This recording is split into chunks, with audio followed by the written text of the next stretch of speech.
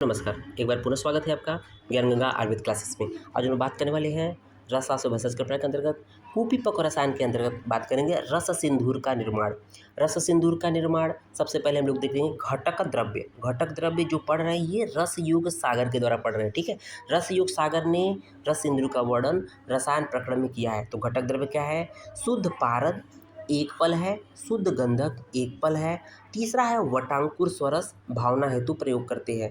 यंत्र का प्रयोग करेंगे बालुका यंत्र, जिसमें 4 याम तक मृदु अग्नि, मध्यम अग्नि, तीव्र अग्नि में पाक करेंगे जिससे ये अरूढ़ वर्ण का रस सिंदूर कंठ अर्थात गले में प्राप्त होता है। हम लोगों ने बताया भी था कि जो सिंदूर होता है रस सिंदूर कुपीपक में गले में होगा कि तल में का उभय होगा। तो बताया था ट्रिक कि स्त्रियां सिंदूर कहाँ लगाती है? हमेशा हेड पे लगाती है, ऊपर लगाती है, इसलिए ये कंठस्थ होगा अर्थात गले में होगा, ठीक है। रस तनगड़ी ने जो बताया है कंटेंट, पारद 8 तोला, गंधक 8 तोला। भावना किसकी देनी है? वटांकुर स्वरस की देनी है, लघु माल सालमली स्वरस की देनी है। अग्नि जो देनी है वहाँ 2 याम तक मृदु मध्यम तीव्र अग्नि पर पाक करते हैं, जबकि इससे पहले रसयुग सागर में 4 याम तक अग्नि देने की बात कही थी, जबकि यहाँ पर 2 याम की अग्नि दिया गया है, ठीक है। जब पाक हो जाएगा तो अरुण उपमम प्रकाश वर्णम, अरुण लाल वर्ण का प्रकाश की तरह ये दिखता है, ठीक है। मात्रा कितनी होती है? 1 से 2 रत्ती दिन में 2 बार तक दे सकते हैं। रस सिंदूर के गुण देख लेते हैं। उत्तम रसायन तथा बाजीकरण होता है।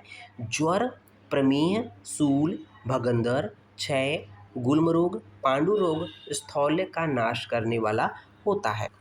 उसके बाद देखेंगे रस कर्पूर। ये एक रस कर्पूर जो है आपका कुपीपक रसायन के अंतर्गत आता है, ठीक है ना। इस रस कर्पूर का दूसरा नाम है घनसार। रस कर्पूर का दूसरा नाम है घनसार। इसी रस कर्पूर का जो केमिकल फार्मूला होता है HgCl2,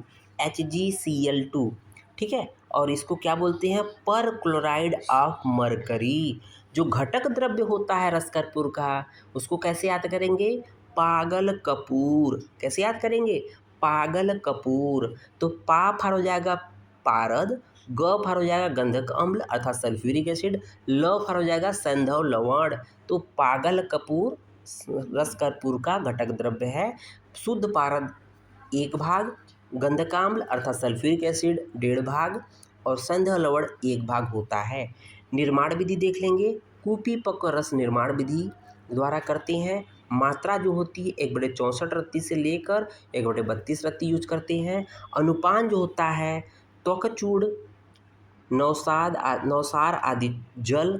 उपयोग कहाँ करते हैं? कृमि रोग में, त्वक रोग में, फिरंग रोग में, व्रण में, मंडल कुष्ठ आदि में इसका प्रयोग करते हैं। उम्मीद है वीडियो पसंद आया होगा। धन्यवाद।